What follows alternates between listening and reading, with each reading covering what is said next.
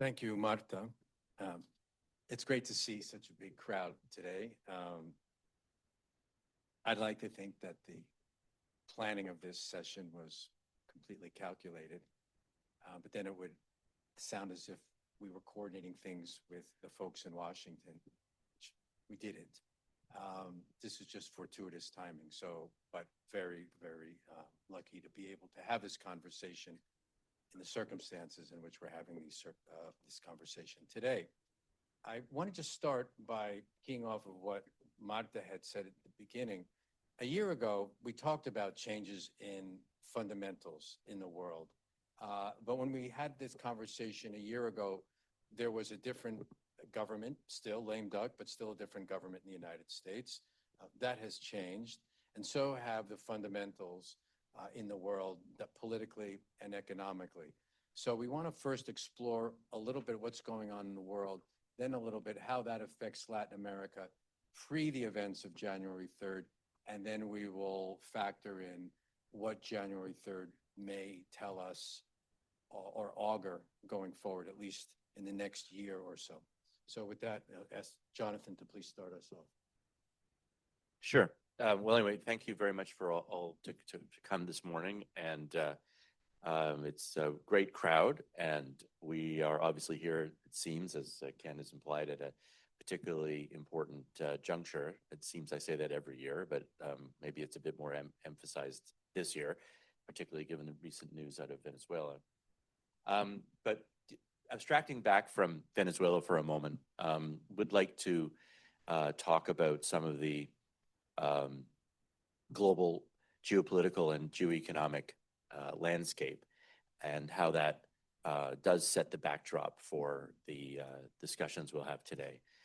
I want to make 3 points. The first is clearly the geopolitical landscape has changed, and let's just call it for what it is. The Pax Americana, which we can imbue with certain characteristics in our minds, but essentially the idea the U.S. is an engaged global party with a sense of responsibility and accountability for that which takes place in the global forum. That Pax Americana is dead. America is currently seized with its own more parochial interests, sometimes referred to as America First, and that is the doctrinal posture of the administration. They've been very upfront about this, never more so than in the national security strategy that was issued quite recently and made reference actually to actions that we are probably going to be talking about later today. The second thing is China is trying, and I think, with greater levels of alacrity, to fill the vacuum. Their, quote, engineering state is a powerful machine, and that machine fills a lot of gaps, and it is seeking to not only fill the vacuum, but also to really to stand as a leader globally, and has increasingly developed the capabilities to do so. So it has led people to believe, and this is my third point, that there is a deep bifurcation or a bipolar nature of the global system. I don't think that's right, actually. I think it's much more of a fragmenting system where certain rules of the road are not followed, and so everybody's not knowing which side of the road to drive on, so there's collisions that happen. What I would say is actually there's a reason for this, and I think it's very important to identify this. The reason is that we have been essentially playing the same game for 40 years. And that game is that there's a huge interdependence between China and the United States, China and its proxies, and the United States and its proxies on global economics.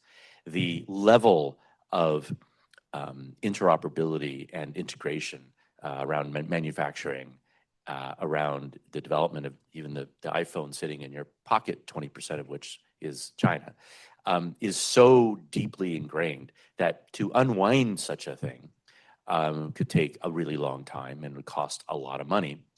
And that sets the landscape, because we talk a lot. there's a lot of rhetoric around bifurcation and this and that, and there are restrictions and there are, references to high walls and small fences. But in the end, what actually makes the place go hasn't changed much, which is why the trade deficit between the United States and China is actually bigger than it was before, and exports from China to the United States are bigger than they were last year in 23, and in 24 grew again, and in 25 grew again. So that's the reality of what we can sometimes refer to as a bipolar, bifurcated world is not really that way at all. Of course, this has implications for LATAM, and just thought I would touch on a couple of those things, but I'll leave most of the material for later. But I do think just a couple of things that are really interesting about the world that I'm describing, that fragmenting world, and a world in particular driven by the U.S. looking at a much less broad global role and a very strong parochial set of concerns, also concerns in its own neighborhood. But that fragmentation brings about two things that are really good for LATAM. One, the dollar is depreciating and will continue to depreciate steadily. And that has really, like the 25% return in equity markets in LATAM was essentially a function of sort of looking the other way in terms of some economic, misfires, but really is the fact that the local currencies have strengthened significantly. It's true in Mexico, it's true in Brazil, it's true in Colombia in particular. The second thing I would say is it's a big commodity play. The commodity cycle is back. The commodity cycle is not driven by the same things it was before, the so-called super cycle that led to the BRICS and all that other nonsense. But it's actually a political economic cycle. So one, countries are much more apt to want to fight each other. And so armaments need base metals. Base metals are commodities. Second, and maybe more subtly, but very interestingly, it used to be that if you're a country in the global south, or if you're in a country that was in the middle powers, you wanted to accumulate as many US treasuries as you could because they're very, very fungible and they're always worth something. And you knew you could count on them. And so you'd use those in a period of crisis or emergency to buy the things you need, say to buy the commodities you need, oil, base metals, etc. Most countries today are skipping the step. They're just buying the commodities. They're buying gold, they're buying silver, they're buying oil. And the reason they're doing this is because what an ounce of silver buys today, which is 2.5 barrels of oil, used to be you'd need 4 ounces of silver. So this is disintermediation of a declining financial grip of the US. It's slow, let's be clear, but it is steady. And it is a really strong tailwind for commodities, and that's good for LATAM. I think we'll stop there. Well, after being in this panel for 15, 16 years, one of the lessons I've learned is to not disagree with Jonathan, so I won't. But continuing along his train of thought, I think we're going through what for me is one of the toughest and most interesting periods in my career, in which my job is to provide answers, and to be honest, I can give more questions. I think a lot of the pillars that have anchored the way we think about the world, autonomous central banks, a rules-based system of globalization anchored by the Bretton Woods system, UN, etc., are all up in the air. A period of globalization means a period of supply chain optimizations. That means lower inflation, companies are cutting costs, prosperity globally is rising. All those things, I think, are now being questioned. Also, what Jonathan alluded to about the erosion of the value of the dollar, the hunt for commodities, that also means inflation. I think part of the reason why commodity prices tend to rise is also because currencies are falling. We're seeing countries spend more in weapons. We're seeing the aging of populations in the developed world. All those things also put pressures on fiscal issues. Those fiscal issues, I think, have two impacts. The first one is there's some inflationary dynamics there, but there's also another element that I think we're seeing now. Countries which are struggling with domestic issues tend to put their head in their sand and care less about and are less thoughtful on what's happening globally. I think we're going through a period where those things are prevalent. And so this puts people whose job is to make predictions in a very difficult situation, because we have to question a lot of the assumptions that have driven our thought process for the past 30 or 40 years, and we have to think about the impacts. One of the surprises I've had this year, to be honest, is that North American countries have proven more resilient than I thought they would be. If you told me there's no USMCA, what's the corresponding growth rate for Canada or Mexico, I would have said anything with a minus and approaching a 5. I think both Canada and Mexico have proven quite resilient to the uncertainty surrounding NAFTA. That's encouraging. The erosion of central bank autonomy is concerning, but to be honest, I turned 25 before I lived in a country with an autonomous central bank, and I survived it. So I think there's reasons to be concerned, but there's also some perspective historically that we can go back to and say, well, it's less encouraging than it was, but there's reason to suggest that humanity will survive it. So I think this is one of those periods in time where we have to think about what the world looks like afterwards. What does the world in North America look like after Trump? Well, the honest answer is I don't know. But I think there's common grounds between the liberal capitalist democracies of the world that suggest that even if we move to a place beyond the Bretton Woods UN system, we probably have some form of anchor of cooperation, maybe some form of Paris Club 2.0, in which, again, echoing Jonathan's words earlier, we probably have the US with Australia, with Japan, with Korea cooperating on issues in Asia. We probably have Canada and the US, probably with Spain, which has very strong interest in the region, cooperating in LATAM. And I can do an advertising because I did not cooperate in the project, but I think that's one of the things that the report that the CCA sponsored does very well, that they think about the role of Canada in Latin America in a world where the rules of the game that we grew up with have changed. But I think it's one of those times in my career where, as I said earlier, I have more questions than answers. And I think it's one of those times where leaderships of companies, et cetera, have to be very flexible. We have to be very thoughtful about questioning the assumptions that have anchored our thought process over our careers. And with that, I will stop without having said much, but bring you more questions. Great, Eduardo, thanks. Can I just add an anecdote that Yeah, I'm coming to you anyway. The bankers on the panel, they give you the Bay Street, Wall Street, Avenida Reforma. I'm the Main Street guy. So one anecdote, this is a real anecdote. About 10 years ago, a major US chemical company came to us because they had been sourcing all of their inputs from India and China. And they were concerned about, it was more geologistical risk. In other words, there's many things that could happen to those products coming out of the ports of India that are often clogged with strikes, et cetera, or even piracy in certain shipping routes, et cetera. And so we looked at equivalent suppliers in Brazil and Argentina and Mexico, and the pricing was so much higher in Latin America that they just couldn't reconcile the difference. No amount of risk that they were looking at the time could account for that big of a pricing difference. Well, they've just come back 10 years later because, as they put it, they no longer work in a world of one planet where they're sourcing from. They have to think about these politicized, maybe it's bifurcated, maybe if it's divided in further portions. That is going on all over the world. It is generally beneficial to Latin America that has the resources, but didn't have the scale, didn't have the efficiencies, didn't have the business environment to compete with a China. But it also, it bakes in structural inflation. The idea of us getting down to 1 or 2% inflation again in this new world, I think, is a dream.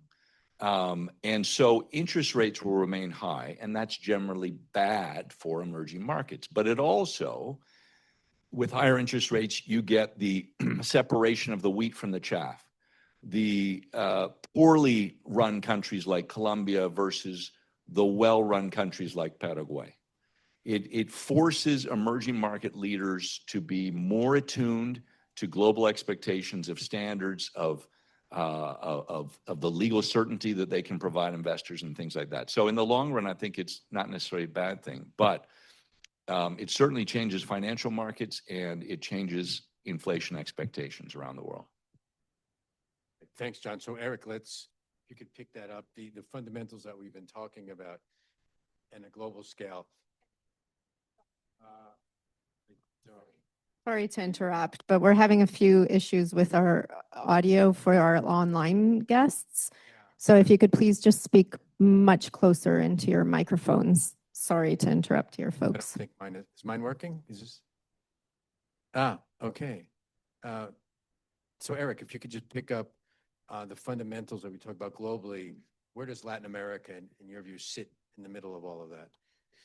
Yeah, so it depends on what it is that we are looking at. So first of all, some of the fundamental shifts. Obviously, global trade, we have seen a complete overturning pretty much of the system that we have seen for the last 75 years with the post-World War II order. The U.S. now has the highest average tariff that it's had since the 1930s. You've seen countries that are major exporters to the U.S., including Canada and countries in Latin America, have to look at alternatives. One of the fastest growing fields in consulting is trade diversification because everybody's trying to get away from places. The other thing that is becoming a bigger deal, and we saw this with Prime Minister Carney and the imposition of steel safeguards, is that a lot of the product which used to be made in Asia and sent to the US isn't going there anymore. And so it's looking for homes. And so you're getting it sold on a discount in Southeast Asia, in Latin America, and in Canada. And what is happening is the local productive sectors are going to their government saying, you need to put safeguards in effect. And so the ramifications of having built a global trading system are still there, even as the realities of the trading system fragment. In addition, I think we have to differentiate the signal from the noise. So there was a great brouhaha when the former president, Jair Bolsonaro in Brazil, was sentenced for having supported efforts to overturn elections. And President Trump came out and said, Bolsonaro's my friend, you're getting a 50% tariff. And so then I went and I actually read the list of the products in the harmonized system codes. And what you find is that only 42% of Brazil's exports to the US are actually sanctioned because, wow, they don't want to put tariffs on orange juice. They don't want to put tariffs on mineral inputs that they need for the defense industrial base, and so on. Part of the reason why Canada has not suffered major upheavals with the USMCA, CUSMA, TMEC process and the tariffs that were imposed is because in March of 2025, it was agreed, namely Donald Trump declared that there would be an exemption of goods that were not otherwise tariffed that met USMCA, CUSMA origin requirements and could get into the market. A couple of other quick things when you look at the trends. Migration is a big deal everywhere. It's a big deal in Latin America, both on the receiving end and on the sending end, and some of perhaps the reactions of some of the more supportive leaders to the action in Venezuela we're seeing through that lens. You've also seen, obviously, in Europe, in the US, and so on, the rising of populism that's linked to migration. And so that's something that affects Latin America in a whole variety of ways. And then the last thing I'd mention is populism. populism is generally bad for good governance. It is not pro-institutional. And if there's anything that we can say with a good amount of certainty, is that good institutions give countries a longer survivability rate and a higher prosperity than the whims of one individual. And so populism is always out there. There are different parts of the world that are focused in that direction, but that is something that will continue to affect Latin America as it will affect many regions of the world. Thank you, Eric. Solange, so let's bring the elephant in the room. Let's call it out. How is the incursion into Venezuela, in your mind, changed the calculus in Latin America, how it thinks about itself and where it may change where it thinks it sits in the world, or maybe doesn't change where it thinks it sits in the world? Thank you, Ken. Yeah, what happened in Venezuela in January 3rd, I think, is it shows how the United States is thinking about the region. As we saw in November, there is a national security strategy. They said, well, the hemispheric is the Western Hemisphere is ours. So they are working on making that strategy a reality. So that's the first thing I see on this. But the second is, we've been thinking for a year that Donald Trump is not going to do what he says he is going to do. For 1 year, he has been saying, he has been talking about Venezuela. He started all these attacks in the sea against the ships. And he said, we will see, maybe we will see troops on the ground, boots on the ground. And most of the analysis we saw around in the media say, well, what's the probability is low. Some say medium low, but mostly they say low. And in the end, we saw it happen. Why? Because we have been thinking on Donald Trump on the or we have been trying to analyze Donald Trump on the logic of the economy, and I think that's something that we need to change. Yes, he has been putting the arguments, economic arguments before. He said about the oil, the companies, and everything. But in the end, it is about ideology. And he has been saying these things about Venezuela, about Greenland now. But it supports his idea of populism, but a populism linked to nationalistic narrative, which is recalling what Eric was saying. Yeah, it is very, I am very concerned about what is happening in the world about populism, but it is much more concerning when it is tied with nationalistic ideas or nationalistic narrative.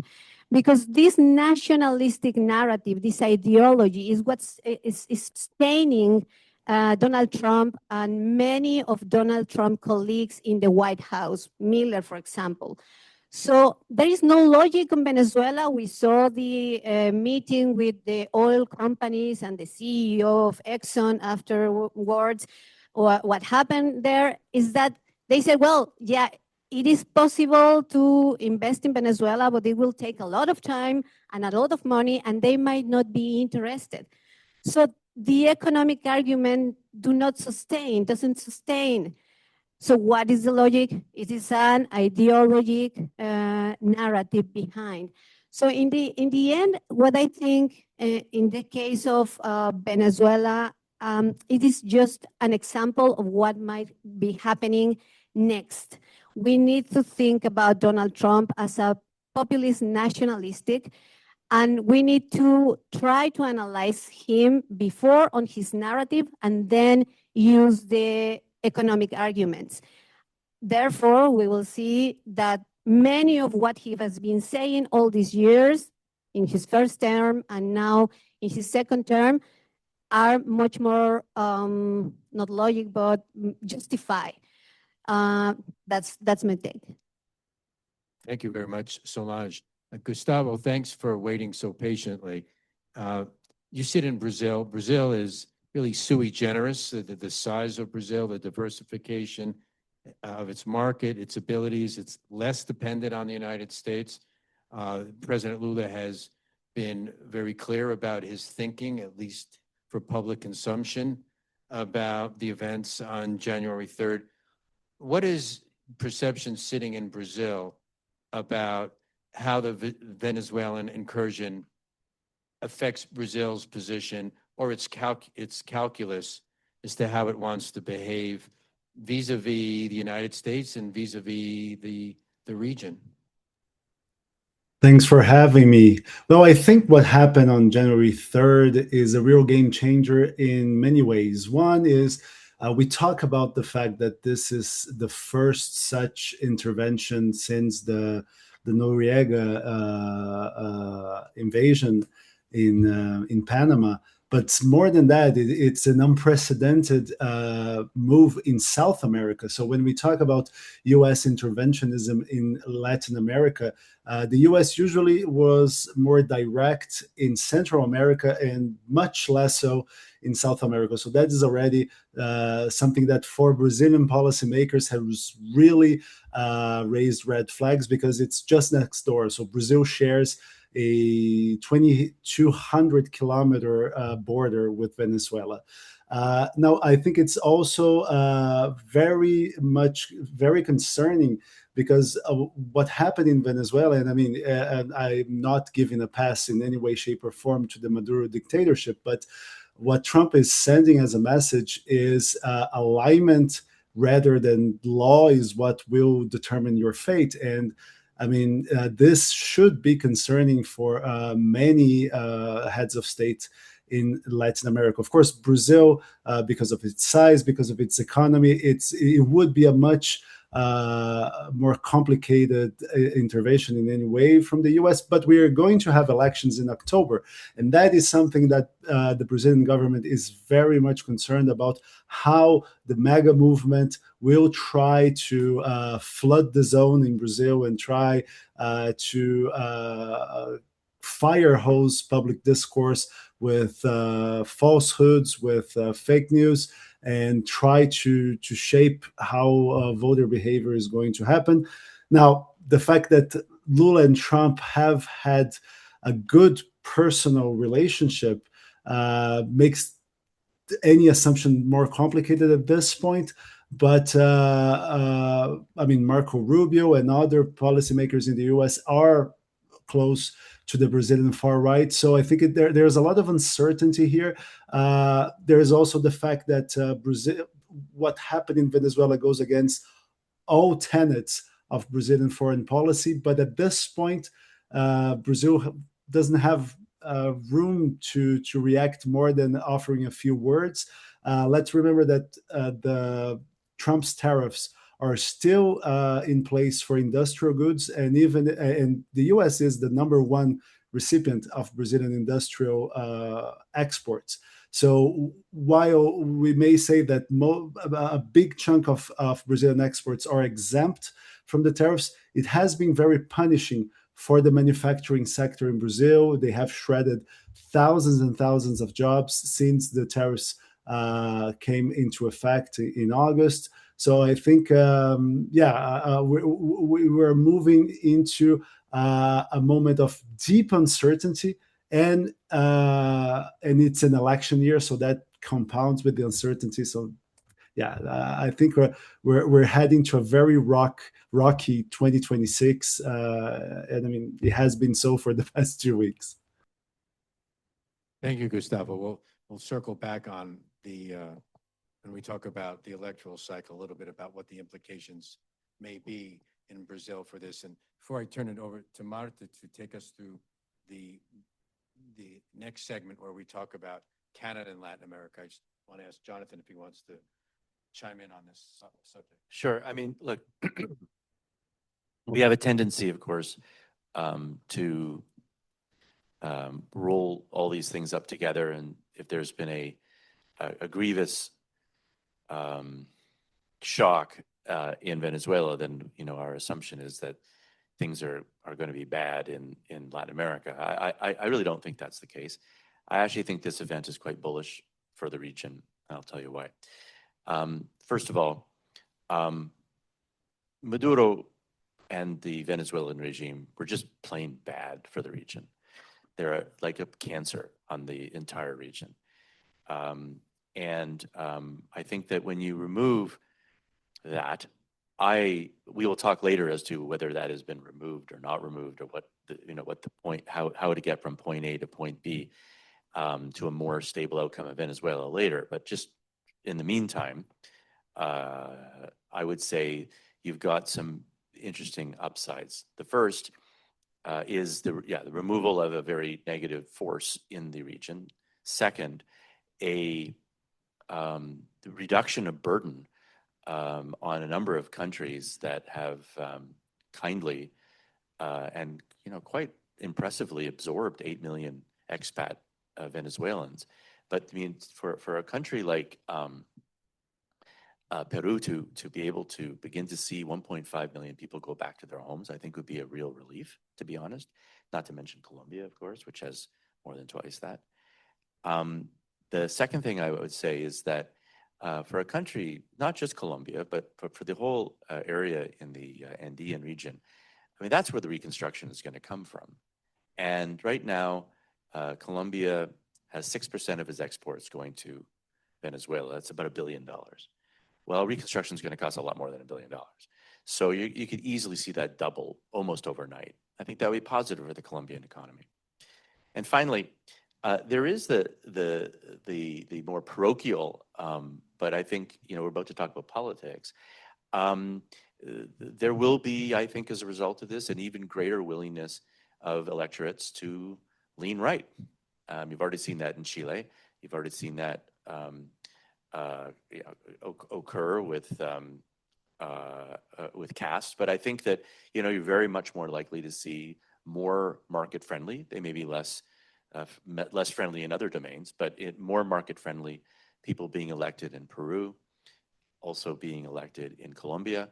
I'll let you handicap the outcomes for Espriella, but I would imagine his chances are better today, Abelardo. And even Porky Pig has got a pretty good chance, I think. So, all these things mean essentially a more market-friendly environment. And yes, sometimes there's these very unusual shocks that produce these shifts in Latin American politics, but it's a shift. Can I just add something that Eric mentioned, but I think is really, really important? A lot of people misconstrue what happened in Mexico when they started to apply big tariffs on the Chinese as sort of an extension of U.S. policy. They were doing it to placate the Americans. The reality is they were doing it to placate Mexican industrialists. The trade deficit that Mexico has with China has ballooned over the last 10 years. And as Eric pointed out, with Chinese products being blocked out of the U.S. market, where are they dumping them? They're dumping them in middle-income markets around the world with whom they have a trade agreement, i.e. Latin America. We are going to see a lot more protectionist measures coming out of Latin America against the Chinese. And it's not necessarily going to be because Washington wants them to. It's because their own industrialists, their own manufacturers who are hurting in terms of their access to the U.S. market are far more threatened by cheap Chinese imports. And so this is going to be the year of protectionism against the Chinese, I believe, across several countries in Latin America, aided by this political shift to the right. But again, it's more of a coincidence. It's not necessarily that the Americans foresaw this, but the Chinese, remember what keeps China, the great contract in China is, I will put up with a lack of political freedom if you make sure that my children have a better economic life than I had. That's the contract with the Communist Party in China. If you can't deliver on that, if you can't deliver full employment, then trouble happens. And right now, they're getting blocked out of the U.S. market. The Europeans are becoming more protectionist against the Chinese. Their ability to keep their economy based on exports is going to shrink. And of course, the rest of their economy domestically was driven by huge levels of debt, which they can't afford either. So the Chinese have to keep their factories humming if they want to keep political stability. And that means pushing products around the world, and the world is going to stand up to that, I believe, over the next 12 months. And that's going to be a whole different dynamic.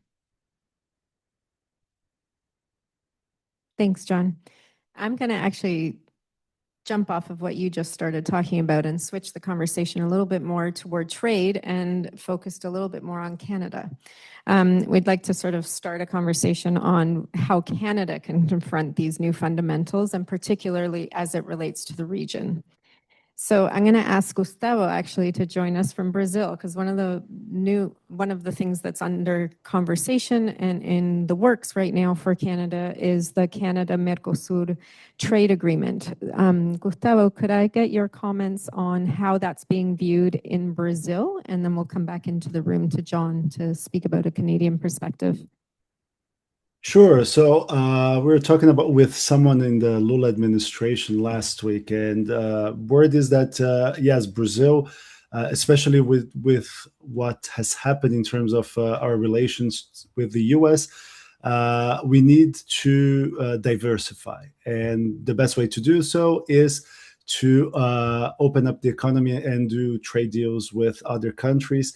Let's remember that Brazil and Argentina are the closest economies in the G20. Brazil is a very insular economy. And I mean, if the Mercosur EU deal really gets done, and I mean, it has been 26 years in the making, I'll believe it when I see the first duty-free ships arriving at the Santos airport. But now for the Brazilian government, there are two big priorities. One is to expand trade with India, but also get over the hump our negotiations with Canada for a trade deal, Mercosur-Canada trade deal. According to Apex Brazil, which is Brazil's trade promotion agency, there are 11 key sectors in Brazil that would benefit from that. The biggest one being agriculture and foodstuffs, but also healthcare, sectors of the creative economy, such as audiovisual industry, electronic games, and also in the technology, information and technology sector. So that is a big priority for Brazil's Vice President, Geraldo Alckmin, who is also our industry and trade minister. And his office hopes that we will get that deal inked on paper still this year. Great. John, can you? Sure. You know, at first glance, you might think, why is Canada bothering with Mercosur, and why is Mercosur bothering with Canada? I mean, trade agreements traditionally are looked through the prism of complementarianism. In other words, I export stuff that you tend to import, you export stuff that I tend to import. And so that's why Latin America doesn't really trade with itself, but it trades with China, it trades with the United States, it trades with Western Europe. But here's where, and this ties directly to the white paper, is where we have to rethink trade. Because the reason Canada wants free trade with Brazil, or ought to be thinking at least this way, we have massive industries in Canada that support our mining industry and support our energy industry, services, technology, niche services. And they need a bigger playing field to expand. So if you're an engineering geomapping company, you need other mining jurisdictions to sell that to. And so the ability to link with a huge mining economy like Brazil's opens up massive opportunities for very high paying, good jobs in Canada. The same goes for the oil and gas industry. Canada is a world leader when it comes to gas distribution and storage technologies. And Brazil is a massive potential market for natural gas, domestic natural gas expansion. The other is that free trade agreements provide rules that protect both the exporters that sell into a market and the investors. I remember in the early days of NAFTA when I lived in Mexico, Mexican companies were complaining because when they set up a factory in northern Mexico, the guys from CFE, the electricity, they would come around and ask for their bribe. And then the water guy would come around and ask for his bribe. And everybody who sort of you needed to connect with, any utility, they would ask for a bribe. And suddenly they were doubling their bribes on the Mexican manufacturers. And they're like, why? Well, we can't charge the gringos now because they have a free trade agreement with Mexico, and they're calling up our Minister of the Interior and Minister of the Economy, and that's trickling down to us, and we're not allowed to touch them anymore. So there's a whole legal framework. When you operate in a legal environment like Latin America, where, let's face it, the legal protections against things like sort of retail level corruption are not there, they provide some teeth to protect you. And so those are two really compelling reasons that people might not think of as top of mind as to why you would sign a trade agreement with an economy that has many of the same strengths that Canada has. They produce many of the goods, commodities they produce. They have an aerospace industry. We have an aerospace industry. There's a lot of things that we compete with them on. But when you look at the service and technology fields that support our strong industries, Brazil needs those things, and that's the opportunity. Thanks, John. I'm going to actually jump a little bit ahead and move on to CUSMA and invite Eric to start speaking to us. So we're in a very interesting year. We ended last year with, okay, I could start rapping, but I don't. So we ended last year with the U.S. Trade Representative saying, I don't know, USMCA, as they call it in the U.S., could go away. It could become bilateral. We don't know. So this is the year of great uncertainty. The formal process is that by July 1st, 2026, there is supposed to be a decision about whether or not to renew the agreement for another 16 years. If the agreement is not renewed, then it goes into a series of annual review cycles that will go over the next 10 years. And there's a lot of discussion about, well, will this be a renegotiation, a review? What will happen?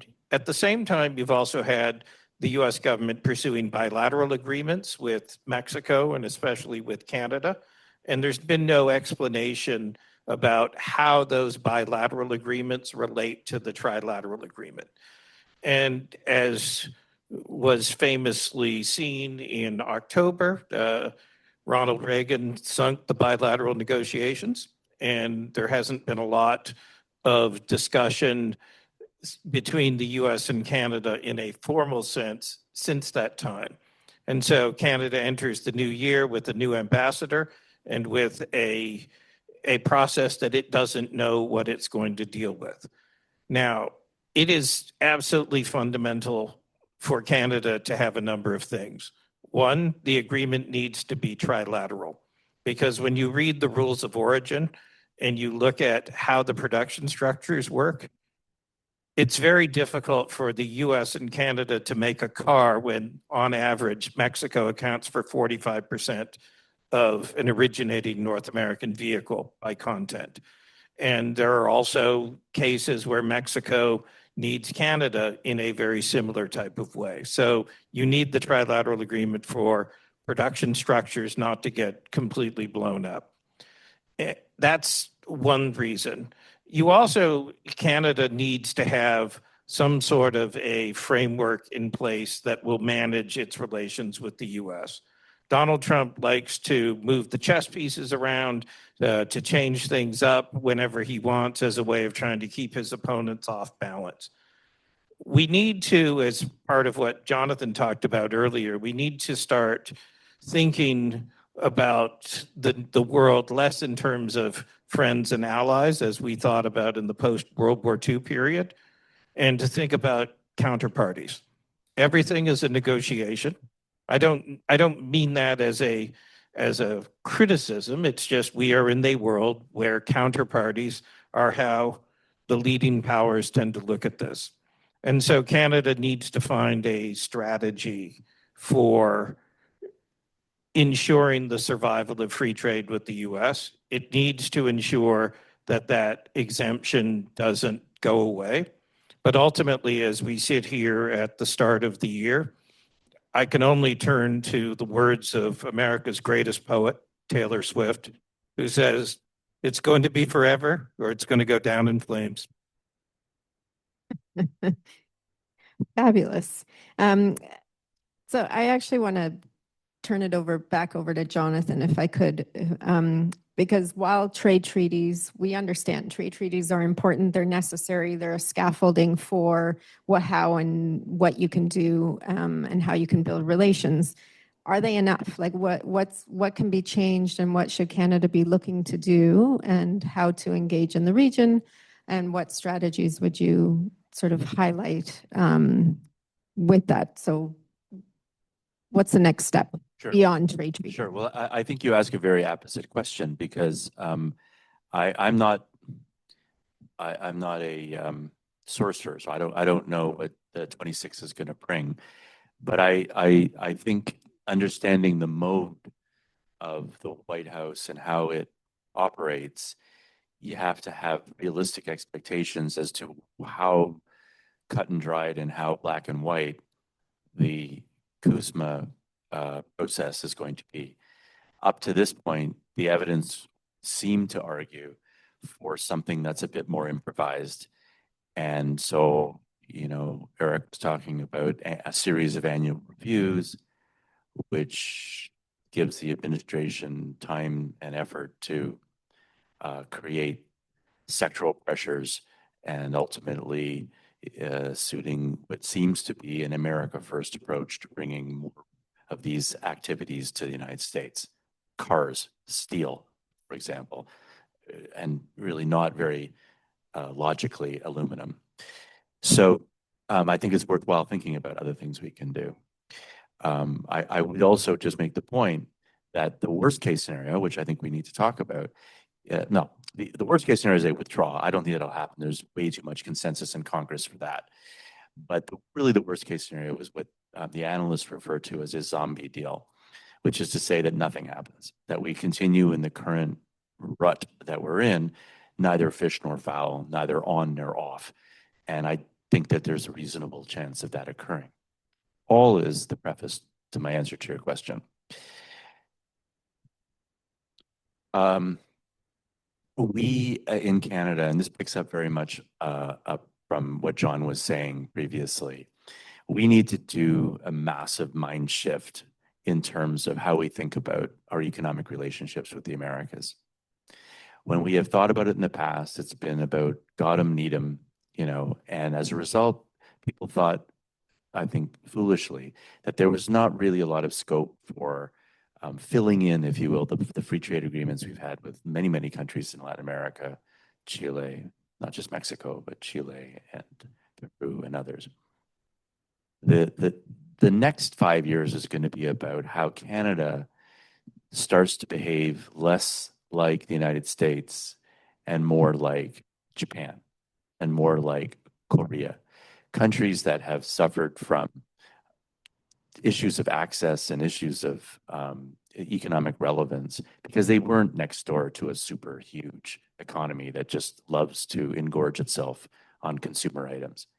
So what they have done and what we think, and you'll read about this in the paper, Eric's chapters in particular, are strategies that we indulge in the same kind of more sophisticated industrial policy to make sure that when we are building, we are not only building in Canada, which we absolutely need to do, but we're also using the purchase that our companies have in Latin America, particularly in areas of mining, but other areas too, infrastructure, energy, and drawing in through those supply chains Canadian players that have an economic stake in the successful completion of projects in Latin America. There are examples of this.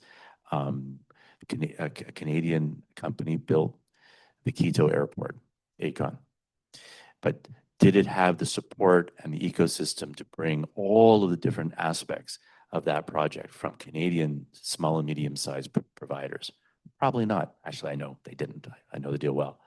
But if we had a policy set of levers that encouraged that, we would have a very similar approach than the Koreans have, as they ensure that their large companies are able to bring along the small and medium-sized companies that supply them in their international efforts.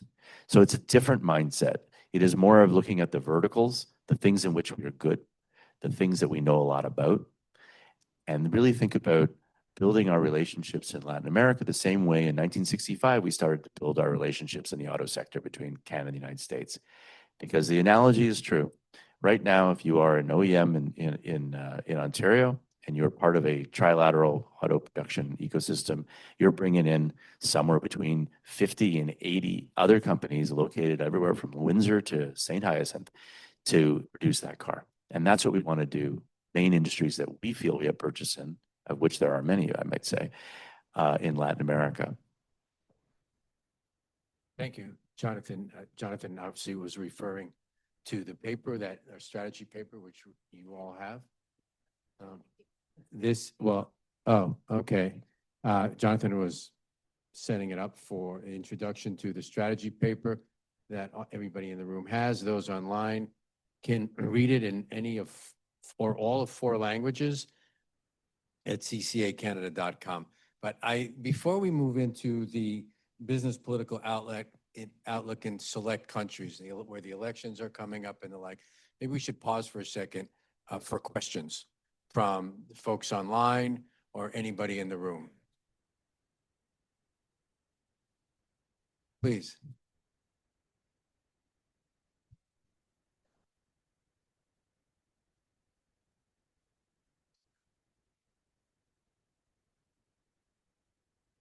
Hello? Yes.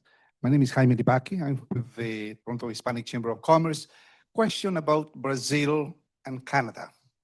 And as for John and I guess Gustavo, at the IEFA International Forum for the Americas back in the fall, we had the Ambassador Carlos Frankel from Brazil sharing his optimism of the technology that Brazil produces and is actually exporting to Canada.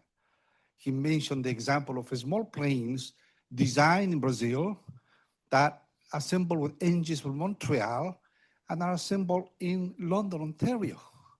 And obviously he was encouraging the chambers of commerce to work around other opportunities, for example, data centers. So question for John and I guess Gustavo. John said that there may be opportunities in Brazil to take more technology from Canada, and that was an example that the ambassador said, well, Brazil has its own technology to export as well. So I wonder if both of you could comment on that. I think Gustavo might know more particulars around specific technology, but absolutely. I mean, the Brazilians in areas like e-commerce, digital finance, certainly around the resource sectors, have specific technologies that have global applications, definitely. Yeah, no, in terms of, so Brazil has been increasing its trade relations with Canada. We went since 2022 from 11th source of imports to Canada to 9th place. And I mean, a big chunk of that are airplanes and airplane parts, but also semi-finished iron and steel products. Similarly to what happened between Brazil and the US, we are big suppliers of intermediate goods for Canadian industries. Oh, yeah, thanks. The reason as why Canada has such a potential in markets such as Brazil is because of the fact that even though we have the same industries, Canada has a lot to offer in terms of technology and also services to a country such as Brazil. Without being provided, regarding Venezuela, Trump has said that the Venezuela after Maduro basically is going to be one where the oil industry is going to be controlled in 100% by the United States. And that's not the most important part, but the most important part, as I saw it, is the fact that whatever dividends the Venezuelan people will have from oil will actually will have to be spent also in American products and services. So with that being said, what would it be what the panel would foresee in terms of our relationship from Canada to Venezuela in the Venezuela after Maduro in terms of trading? It's a great point, and we actually, I know that in the interest of time, we sort of skipped over this, but very quickly, this is a real threat to Canadian wheat sales to Venezuela. Right now, Canada controls about 50% of the Venezuelan wheat market. The Americans have a little under 30%, and there's a good chance that because of this political pressure, that they'll be forced to buy American wheat over Canadian wheat. There are cases around the region where I think you will see this kind of political pressure. In Panama, I could see this happening. I could see it happening in other jurisdictions, El Salvador, et cetera, where the Americans try to pressure not only don't buy Chinese, but buy our products versus others. But for every one of those, I think there's plenty of opportunities and there's plenty of markets where Brazil, Peru, Chile, Argentina, where they may say out of one side of their mouth, things to placate Washington, but deep down inside, there's a deep resentment of that American pressure. And so they will do what they can to diversify their service providers and their vendors that they buy from abroad. So I think one has to go beyond the headlines and country by country and industry by industry. It's very difficult to make blanket statements, but this is where you have this sort of two-faced diplomacy, where you say one thing to keep Washington at bay, but you act differently to fulfill your own sort of sentiments. And also, they have voters they have to take care of. And we've seen that if you push too hard, Lula, who was deeply unpopular 6 months ago, is less unpopular precisely because of Trump. And Trump's pressure in Colombia could help the leftist candidate, if they choose another idiot on the right to run against the left, we may see more, of left-wing politics in Colombia. Not because voters really want that, but because they resent American interference, and because Colombia has a very unusual selection process for its final candidates that can often result in a Hernandez-type sonso as your candidate. And so this is where American interference can only be so effective and could actually cause a backlash. One thing, if I may, Marta, one thing that is emphasized strongly in the Beyond the Build paper that you have with you is there is a different offering when you are coming from Canada. And I don't think we can discount, particularly in the current environment and based on John's comments, which I agree with, that the ability to diversify one's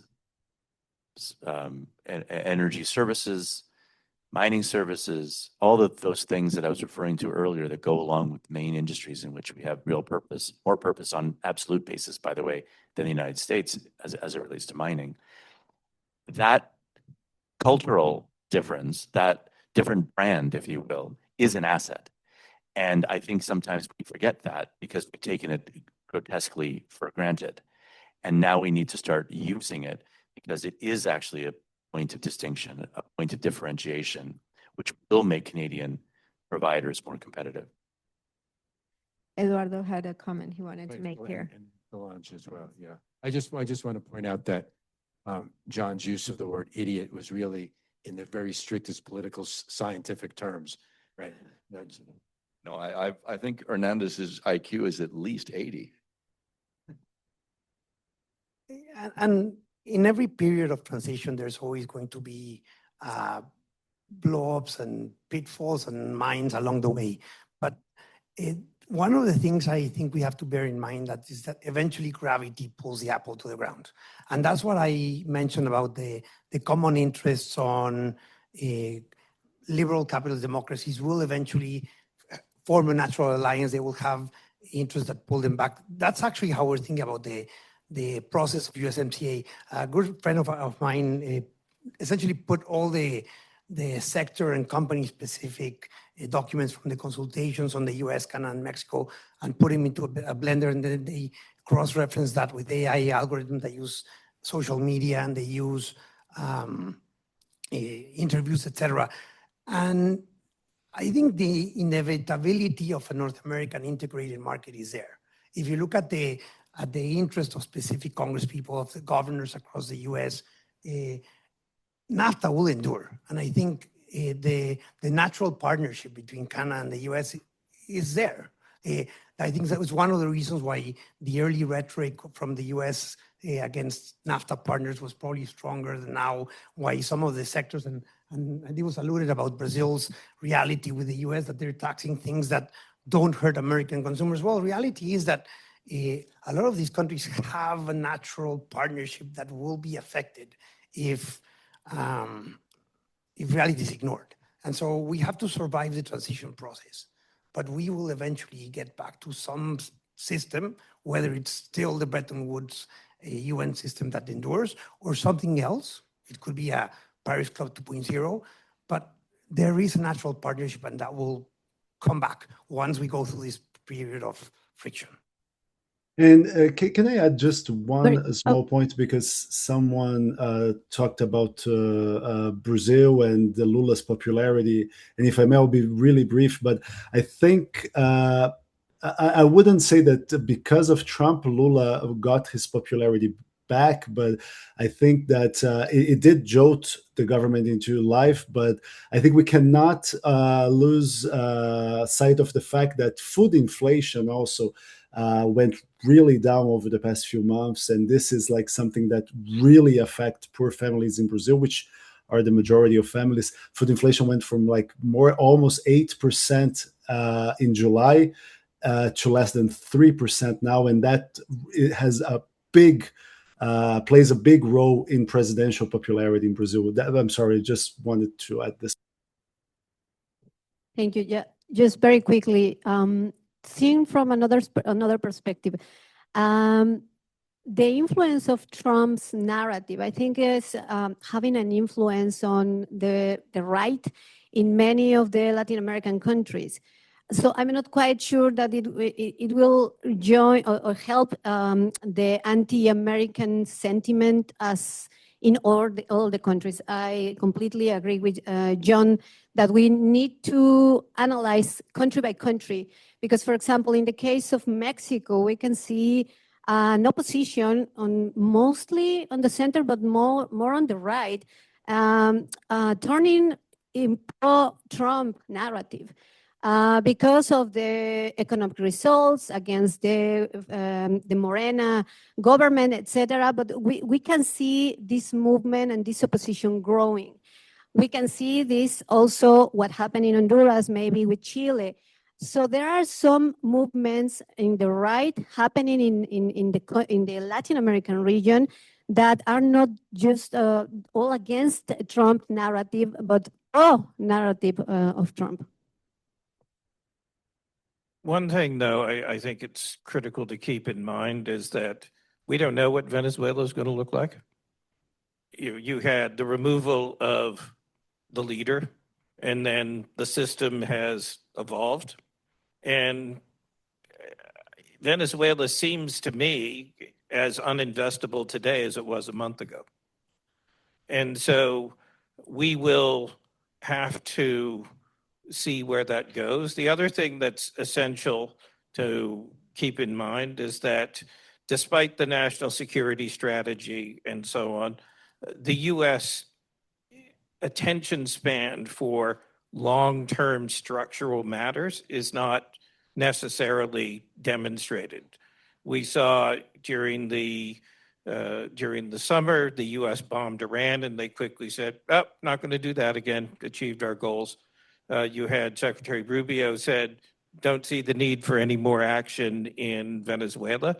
And so, yes, there's the blockades. That's obviously a big deal if you're in the oil industry. But at some point, if the U.S. is in a position where it could be the boy who cries wolf, because if you're threatening everyone at all times, then people begin to wonder. They have a discount factor associated, but they begin to wonder, are you really going to carry through on certain things? So I think we just don't know, but I think we can assume that the Trump administration's attention span for any one thing at a given period of time is not that great, especially because this is a government run by people rather than institutions, and people don't have a deep bench behind them. Yeah, I just to add to that, I think segue to the next and the last section we want to get into on political outlook is, and it goes to applying what Eric just said to an earlier comment on the panel about the potential shift to the right. I think it's a country by country analysis, and we don't know how this Venezuela thing is going to turn out, and it depending on the outcome, it could play out politically in very different ways, right? And you could see this, and we'll get to Colombia in a few minutes and talk about how that could effectively turn a populace against the right, particularly in Colombia, because of the ramifications of a Venezuelan situation gone even worse, where there's no control on the border or it becomes more porous. You could see that could have very different political dynamic than something that's considered to be a successful operation in minimalizing somebody or taking out of Venezuela somebody who the vast majority of Colombians, pretty much even on the left, although not completely, thought was a bad guy. But depending on how Venezuela plays out, that sentiment may shift. But I think with that, maybe we should go to our last section on political fortunes in the year ahead. We're going to focus on the several jurisdictions that have elections coming up and a couple others that just had elections or areas that we may not have spoken about, just so we can give a quick, at least some treatment of them. So why don't we start with Brazil, since we talked about Brazil a fair amount. Gustavo, do you want to start with how you think the political situation in Brazil is going to play out over this year? Elections are coming up in the fall. Right. So, I mean, I don't have a crystal ball, but I think that it seems pretty, the scenario looks at this point very favorable for Lula, because one, in Brazil, we have a massive incumbent bias. I think we cannot lose sight of the fact that tens of millions of people depend on the government to make ends meet in terms of pensions or social policies, welfare policies.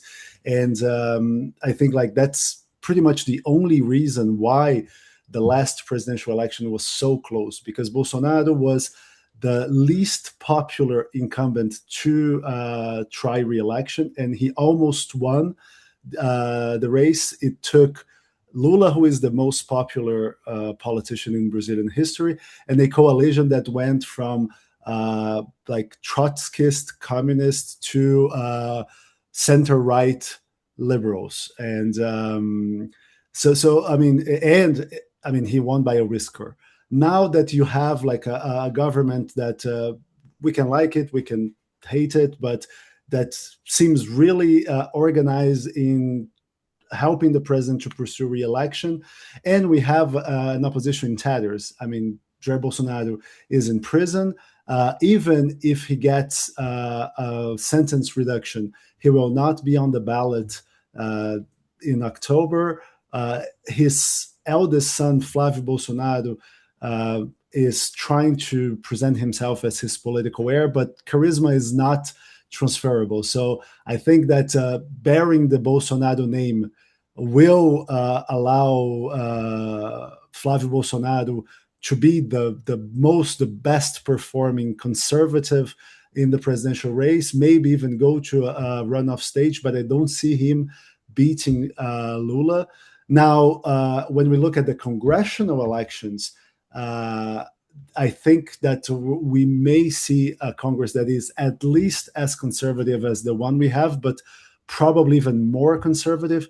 We have this group of parties that we call the Big Center, which are actually right of center parties, conservative parties, but who are fluid, ideologically fluid, and they can lend their support to any government depending on the price.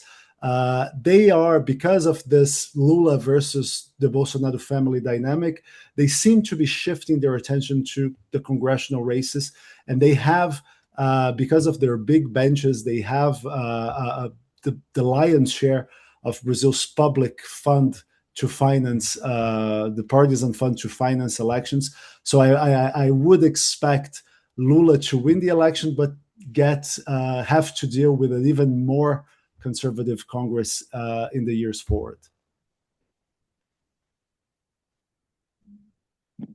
Yeah, I agree with that. I'd like to just add a few things that I think are notable. Lula's a very old guy, but he's still pretty sharp, I have to say.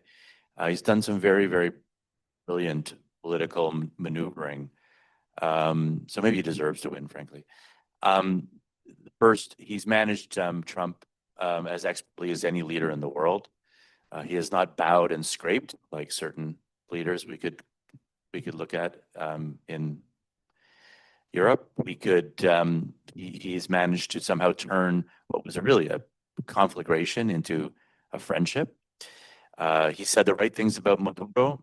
I think he sees the long game here, knowing that most, as I think was mentioned, most people in Brazil probably think Maduro is a monster. And the economy is working for him. I mean, the Brazilian economy is muted, I think, but it's certainly going to eke out 2+ growth in 2026. ECB is probably going to cut to 12.5, probably leave it there.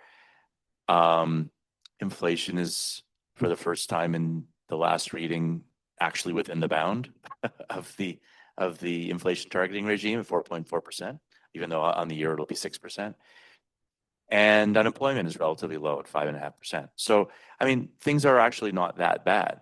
But I think the thing that really is remarkable is just how entrenched a Jair Bolsonaro blessing is for anyone who runs against Lula. And that's essentially that's what causes the fragmentation. And I think it would really, I emphasize what Gustavo was saying, it's just, they won't be able to get their act together. Even if Flavio was like, Jerry Seinfeld, I don't think it would make much difference, because it's still, the right is fragmented. There are two other players who feel that they've got a shot. This guy from Guayas, and I think that if it's going to be, you have to get blessed by Bolsonaro. I think that it's a structural weakness for the right. So I think it's Lula's to lose, and maybe it goes to a second round. I agree, but I think that's where we're going. I'm going to jump and move on to Argentina. John, can I get you to comment on Argentina? Sure. It's amazing. And the parallels, of course, for the United States are interesting, but there's also key differences. And that is that, this guy comes to power. He seems like a lunatic. But what's different from him versus Trump is he surrounds himself with incredibly competent people. So you've got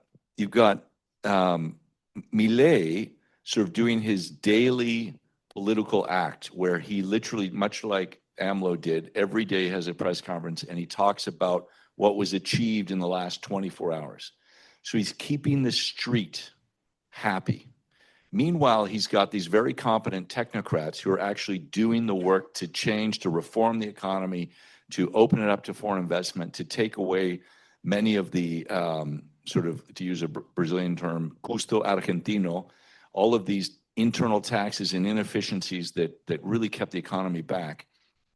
And it was all designed because his party only had about 15% of the seats. So he relied on the street supporting him, because if he lost support from the street, then the judges would turn against him, the provincial governors would turn against him, and the other parties who supported him issue by issue would turn against him. Fast forward 2 years, the party wins, not completely, but has enough votes now between their own party and very like-minded parties that they can now govern and get the votes. And now we're going to see him cementing the more, you know, a stronger, deeper reform agenda. And what began was, you know, financial investors coming in and making a ton of money off this very high interest rates while inflation was declining. Now we're going to see the investment in the internal economy, in the peso generating economy. First of all, dollar generating exports, but also the domestic economy. And so that's the investment that's needed, because that's the investment that generates jobs. And by cutting the government spending as much as he did, a lot of people were put out of work without the kind of social safety net that we might find in other places around the world. And so they're working against the clock to convince strategic investors to invest, not just in the oil patch and mining, but in the internal economy. And that's where I think there's still room for a lot of uncertainty as to whether this experiment will work. But the midterms were the first really big test, and he passed it with flying colors. And what's really interesting about Milei is that the next government in Chile, the next government in Colombia, the next government in Peru cannot ignore the success of these libertarian politics. And instead, everywhere across Latin America, they have huge fiscal deficits. COVID eroded all the fiscal strength in Latin America. But the solution for the last 15, 20 years was raise taxes. Well, now we have an alternative to that, which is cut costs. And so I think Milei is very interesting because his policies may be emulated in these next governments across South America in particular. Gustavo, can I ask you to comment on Argentina as well?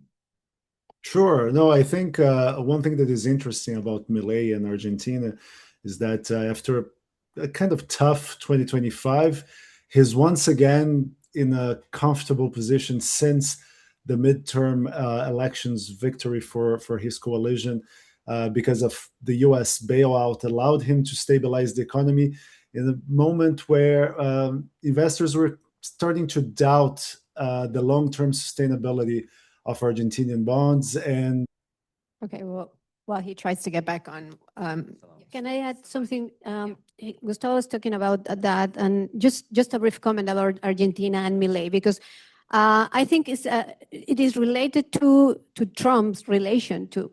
Many people in Argentina saw the loan from Trump and the support from Trump as something positive. So it helps a lot Milei's approval ratings in Argentina. can you hear me? Not all the people, not even all the voters from Milei were completely happy with Milei, but after the announcement of that loan and after some of the statements from Trump, we can see the change of the approval. So it is also interesting how many of the countries in Latin America and the governments are relating to Trump to gain more approval on their own elections. Gustavo, you're back. Did you want to finish up what you said? You got cut off halfway. Yes, no, sorry. The joys of living in São Paulo is that from time to time, during summertime, we have energy problems. Another one now, just we got cut off electricity. But just to say that one major uncertainty point about Milei in the near term future is that Argentina is still not generating its own dollars to pay off its debt. So the long-term concerns about this economy, they are still there, and Milei is hoping that with a stronger Congress, he will pass pro-market reforms such as labor reforms, which is his priority after the summer recess. But I mean, it's still unsure how attractive he will be able to make Argentina for investors. And I mean, at the moment, Argentina continues to depend strongly on credit, and his insistence in the crawling peg system is popular in the short term, but can be really costly and expensive in the long term. So I think there are still some. I think the jury's still out on how much of a success the Milei experience will be in Argentina.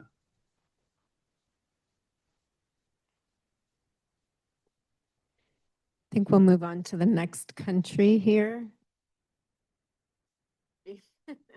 Technical difficulties. Chile.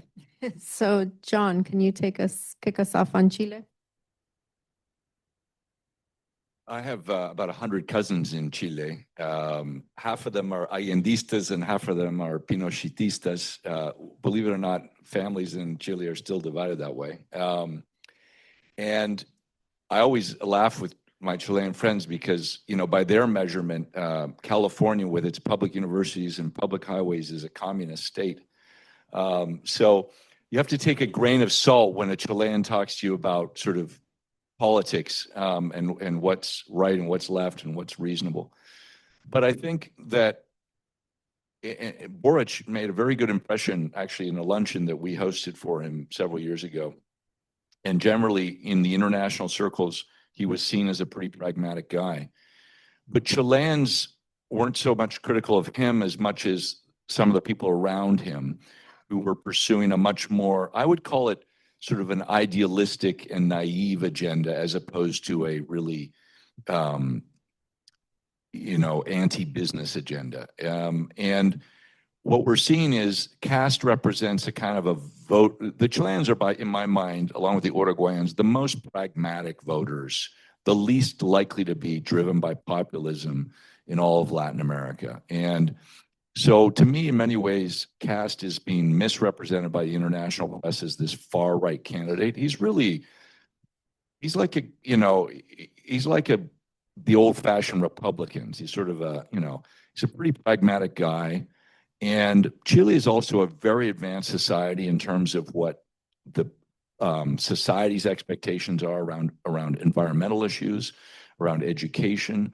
They're further up in the hierarchy, the Maslow's hierarchy of needs. You can't sell them easily with a populist rhetoric. So I think that what has happened with the Boric administration, a lot of money, and I have a lot of friends in Miami who made a lot of money, private banking Chileans who brought their money out of Chile over the last 4 years. You're going to see a return of a lot of that money back to Chile. Chile has some serious issues. It's become way too much like Canada. It's become way too overburdened with regulations, permitting, et cetera. It's almost impossible to be a junior miner in Chile today.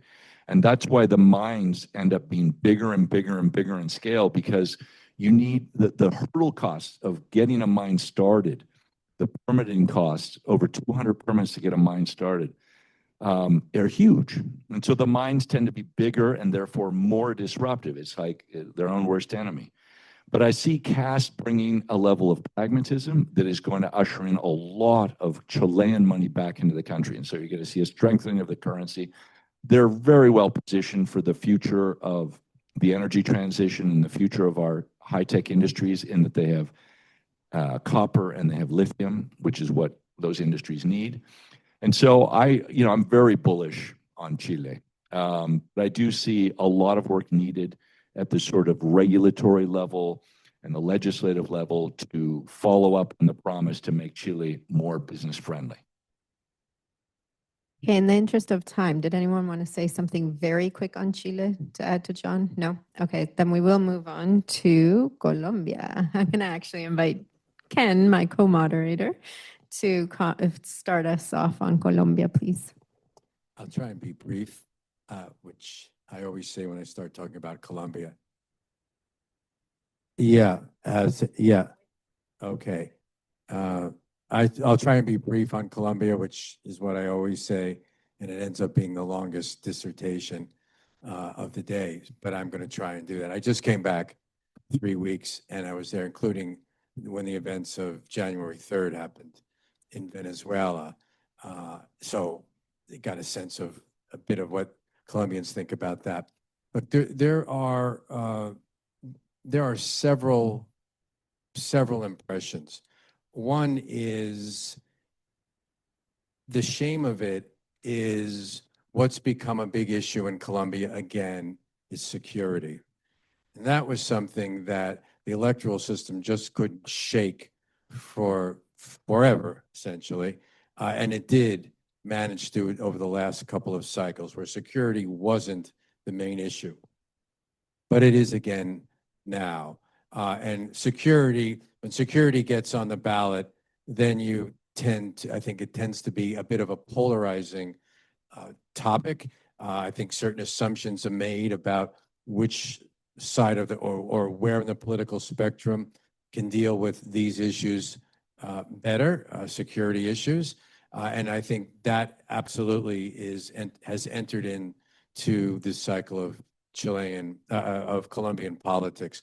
The way this is stacking up now is the Colombian polls are, not usually terribly accurate, but the numbers are the candidate on the left, which would basically be the standard bearer of Petro's movement, is polling anywhere to 28 to 30%, whatever, depending on the day and the poll. And he would be considered to be, as I say, further out on the left, maybe more ideological than Petro, perhaps some might say. I don't know that it really matters, but that's where he stands. And then second place, only a few points behind, is Abelardo de Espriella, who is a perfect definition of a right-wing populist, and who's actually has a background being an attorney for Alex Saab, other folks involved with very, very unsavory underworld kinds of activities. And I could say he's to the right of Alvaro Uribe, let's put it that way. For those who know a bit about Colombia, that's saying a bit. Then what you have in the center, which is always the perennial ideas, can the center come through? Because well over 40% of Colombians identify themselves as centrist. If you ask them, in the polls, it seemed to be consistent, but it never seems to quite show up when election time comes around. And we can have discussions as because why that is, because they don't have the proper candidates or enough to galvanize the support, or when things start to get polarized, they'll go from one end to the other, whatever it is. But in the center now, there's Sergio Fajardo, who's polling third, who just in the most recent poll was 9 and change percent, maybe. I don't think he broken 10 in the past. He has, but he seems to be at that level now. And then you have this huge center that of 7, 8 candidates. I lost track there were originally over 100 candidates, but this is what we're getting down to, of folks that classify themselves as centrist. They would be anywhere from center right to center right. And they will go to a primary election in March, and the winner of that will go forward and carry that. Now, the idea would be is if people don't want one end or the other of the spectrum, and plenty of Colombians are not pleased with that, as you can tell just by the numbers that I gave there. If you add 28 and 26, you get whatever number you get. There's close to 40 some odd, 45, 46% who aren't really pleased with either of those, at least at this point. The question is, what comes through the center? And when people ask, is it possible for someone from the center, however you want to define the center, the answer is always, well, it's a mathematics game. And the question is, if someone other than someone from that center gets to the second round, it could be very possible for someone from the center to win the second round. The question is getting to the second round. And the polls have consistently showed, although I'm not sure I checked the last one, But the person now who has the best chance of winning in the second round would be Fajardo. And there are reasons why one could see that happening. But at this point, there's still in great Colombian political tradition a lot of deal making to be done, because clearly, if it happens, I would think particularly on the right, I can't imagine Alvaro Uribe, who's still a bit of a kingmaker, maybe not exactly the way he was, but still, can't imagine him wanting Diaz Priella going with someone who comes out of that primary of someone else on the right and having the right vote split. But who knows? Fajardo has said there's no way he's going into that consulta in the center. Still has post-traumatic stress syndrome from when he did it 4 years ago, felt that he was badly treated and it didn't work to his advantage.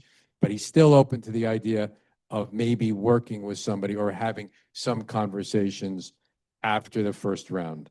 So we'll see. There's still more deal making to be had. The final point I would make, which is a point I guess I alluded to earlier, look, there are three things really in Colombia. Security is number one. And anecdotal evidence on my own conversations with people I know. I've had conversations with people who voted for center-left Fajardo the last time and are going all the way to Aspriella this time because of the security issue, right? So I have to see how that plays out. And healthcare is an issue, as is pension reform. There are other issues, but those are the ones that people are really, really upset about, particularly health, the way it's been handled by the current government. In terms of Venezuela, as I said earlier, we're just going to have to see how that plays out, right? Because people on the right, particularly some in the center, are selling their proximity to Trump's people. In fact, one was a former ambassador to the U.S., a former defense minister, and we're going to have to see how that works, right? And I invite you all to follow our series on the Colombian Center to listen to further analysis and evaluation of the elections coming up. We have two more areas that I don't want to be remiss to not mention. So Eduardo, can I have you give a very quick overview of Peru? And then I'm going to come to Eric very quickly, just a couple of comments on the Caribbean, and then we'll do a final question to all the panelists. Of course. Peru is a strange country, even by Latin American standards. Eric alluded at the beginning that successful countries rely on institutions, not heroes. And I think Peru has one very important characteristic. Within Latin America, it's not Chile, where almost every aspect of institutions means that Chile will be fairly predictable and well-run on almost every aspect. Peru has among the more developed and successful economic institutions of any country in Latin America. And I think that's an anchor that has kept the country running well, despite the turmoil of Peruvian politics. There's a joke within Peruvians that probably the most dangerous job in the planet is to being a Peruvian president, because there's essentially none left who are, no former presidents who are either alive and out of jail. So Peru manages to work despite its politics. But there's also another thing about Peru which is curious. If you look at the developed countries around the world, all except 1.5 are parliamentary regimes, not presidential regimes. The US is presidential, France is kind of a hybrid, but there's something about it about a parliamentary regime that tends to lead to good outcomes, and I think it has to do with accountability of politics. John said that Milei has been successful despite not having political force because Main Street has been happy with him. And I think Peru is migrating to a form of parliamentary system despite itself. There's no political parties left in Peru. The APRA used to be the only party. It doesn't exist anymore. And you basically have a coalition of politicians who are all one-off. So it's almost like a ultra-parliamentary regime in the sense that you have to keep people happy or you're out of a job. And as long as the economic continuity of the economic policy establishment of Peru remains in place, I think Peru is one of those countries which I'm fairly comfortable with because of that capacity to kick out any leader which runs afoul of Main Street and the economic continuity that the country has embedded in itself. Yeah, so on the Caribbean, a vast region, but I would I would point out a number of factors. Number one, the Caribbean suffered a lot during COVID with the decline in tourism, and that's still not fully where it should be. Secondly, there is a need for a different type of economic model. Tourism has pretty low multiplier effects. It doesn't have a lot of the benefits that you would get from a more manufacturing sector.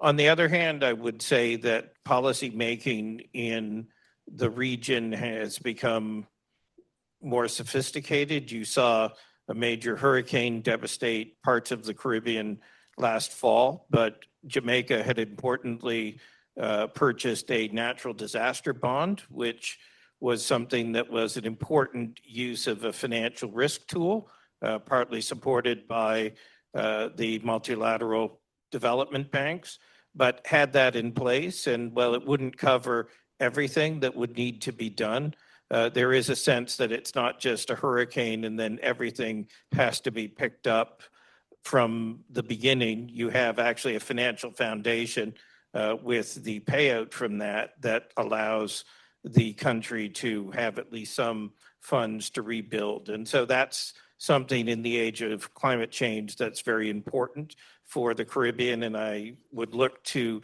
see how interesting financial tools could be applied to manage risk elsewhere. Another key, I think, area will be what is the future of Trinidad and Tobago. You've seen obviously declines in natural resource production, particularly oil.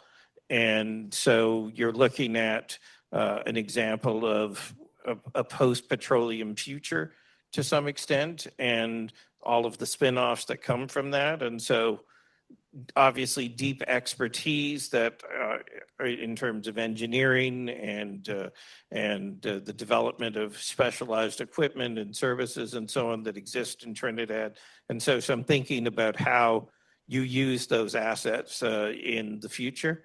And then finally, one of the least discussed and potentially interesting developments from the events in Venezuela is what happens to Guyana, because you've had obviously a significant pressure put from time to time from Venezuela on Guyana with claims. And now that there's oil involved, that's something that's extremely important. So perhaps if the US is successful in exerting some influence, that may discourage more extreme elements on the nationalist side from pursuing shifts in jurisdiction and borders of some of the oil producing regions in Guyana. So much to watch, but I think the Caribbean is advancing in certain positive directions, but fundamentally looking at how do you build a different type of economy is something that will continue to be an urgent priority.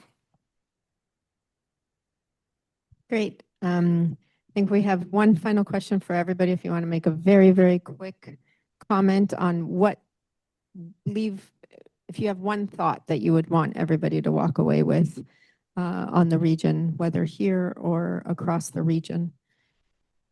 Start with you, Eduardo. Okay, I'll kind of cheat and summarize a lot of the points others made, which I think are very important and were not emphasized enough.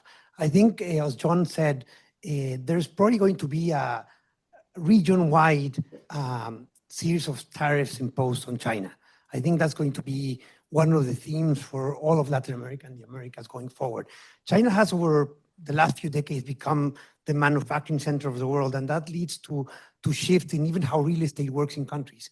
When countries are industrializing, you have small cities springing up because you don't build factories in downtown cities. You build them in suburbs, you build them in small cities. This change in the way people deal with China is probably going to lead to a reindustrialization of the Americas. We're going to see small cities, I think, across the Americas start to thrive, and that's going to have implications for asset prices, for the evolution of cities, etc. That also has implications for Latin America as a whole. An industrializing region needs resources. And when we have seen periods like this exist, let's say the 1930s, 1940s, 1950s, Latin America does really well in those periods. It's usually the periods in time where you have golden ages in the region. So I think it's going to be a challenging few years, probably around 10 years of challenges, and we have to adapt to this new system. But I actually think the outlook for Latin America is going to be quite interesting. And for Canada, there's another element which is very important, which is the demographics of Canada and Latin America match each other really well. Canada is a country that's aging. Latin America is a country that has about 20 years left of still demographic boom. The pension systems of the two, of Canada and Latin America, are good complements for each other. There'll probably be asset selling by Canadian investors over the next few years and asset buying by Latin American countries over the next few years because of demographics. So I think we're going to have a very interesting couple of decades. In spite of what I said about Lula and Brazil, the fact is that the first thing we got to stop doing is watching U.S. news about Latin America, because the fact is that politics in Latin America, like everywhere in the world, as Tip O'Neill said, is local. And if you want to understand what's going on in Latin America politically, it's not very little to do with Washington. It has to do with the fact that the last time the region was hit universally by one external factor, that was COVID.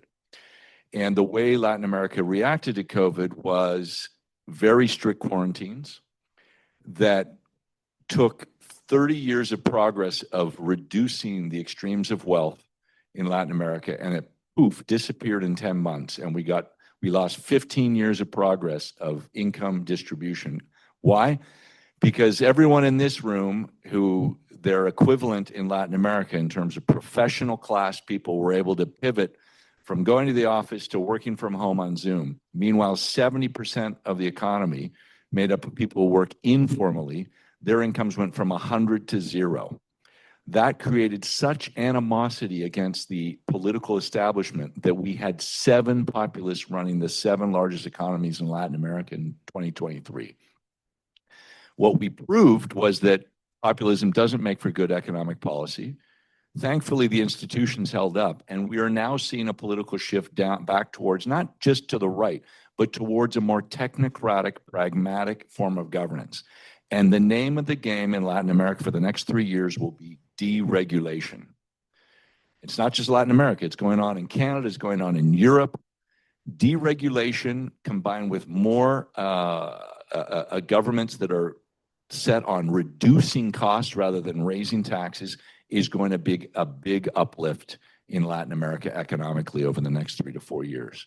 And that, I think, is going to be a positive story that perhaps is lost in the weeds when we're talking about snatching presidents in the dead of night or what might happen in Cuba next.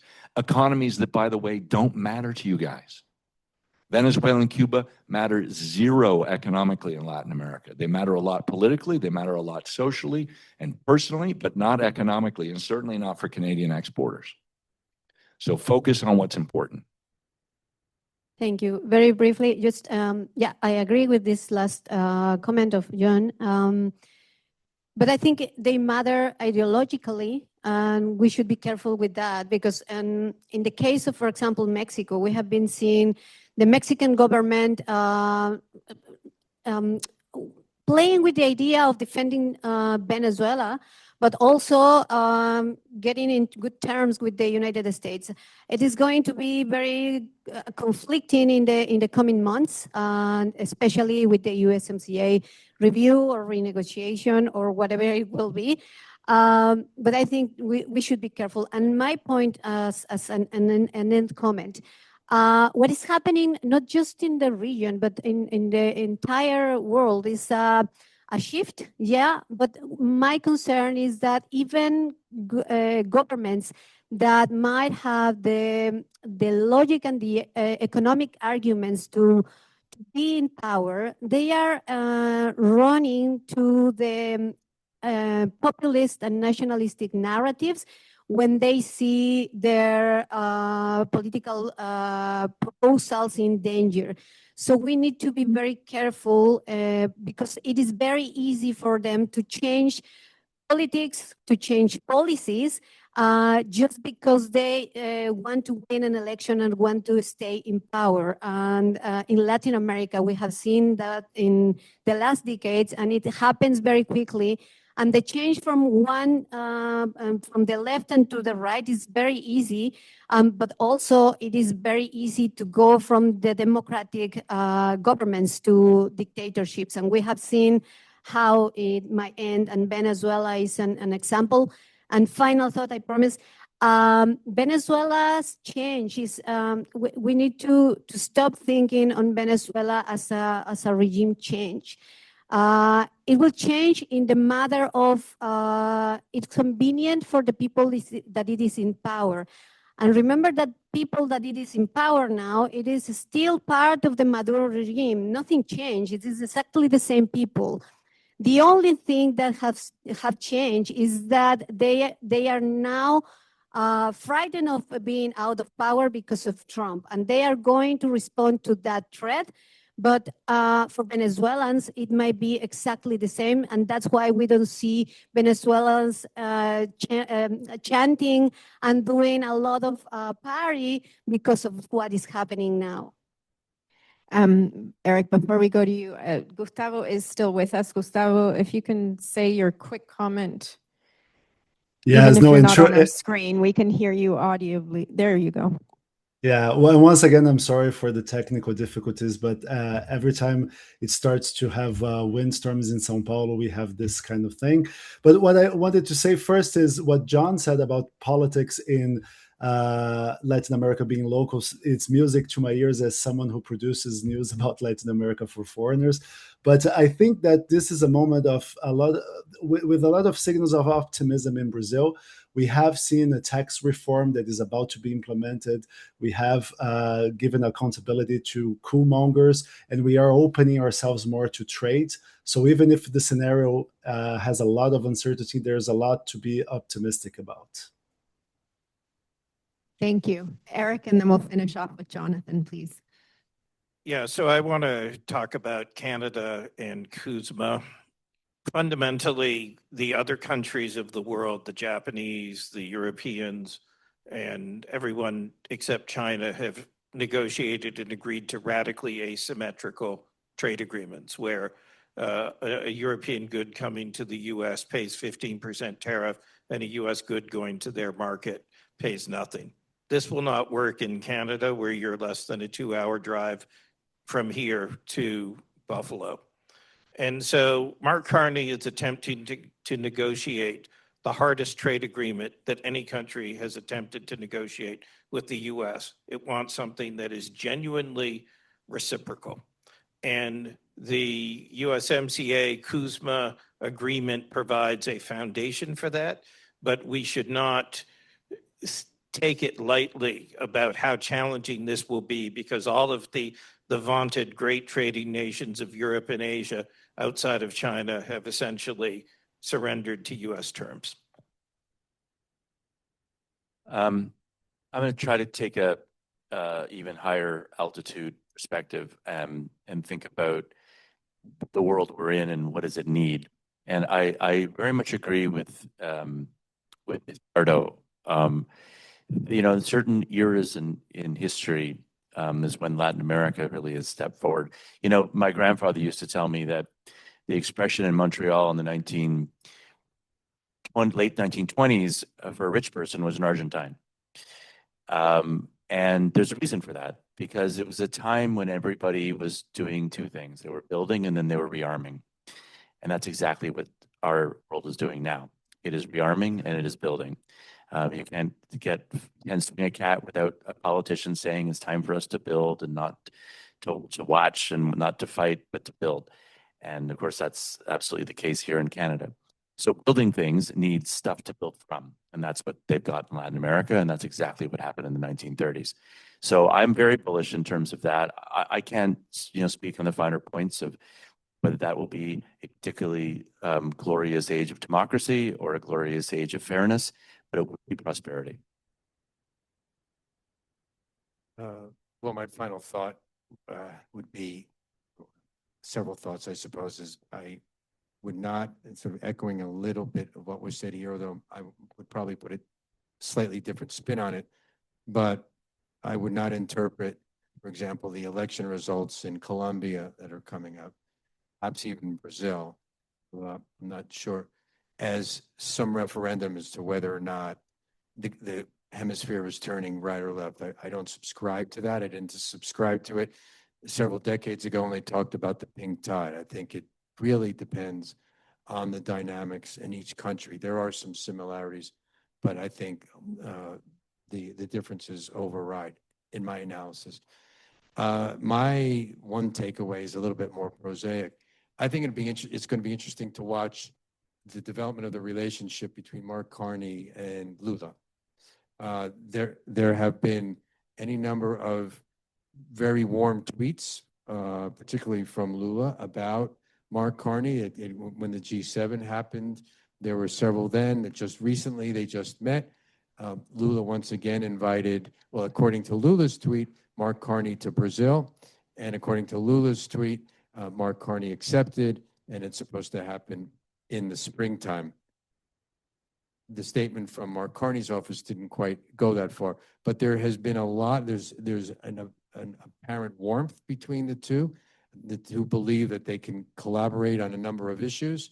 And so I think if Mercosur is just being one, but I do think that if we watch that and if there's a greater proximity between the two countries, which had a very rocky relationship through their history, it never was on great terms.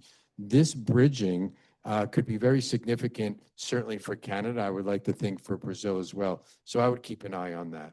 Thank you. Thank you to our panelists, Jonathan, Eric, Solange, John, Eduardo, and Gustavo from Brazil. Thank you all for those of you here in the room. Thank you to Faskins and, of course, our annual sponsors. We'll see you again soon.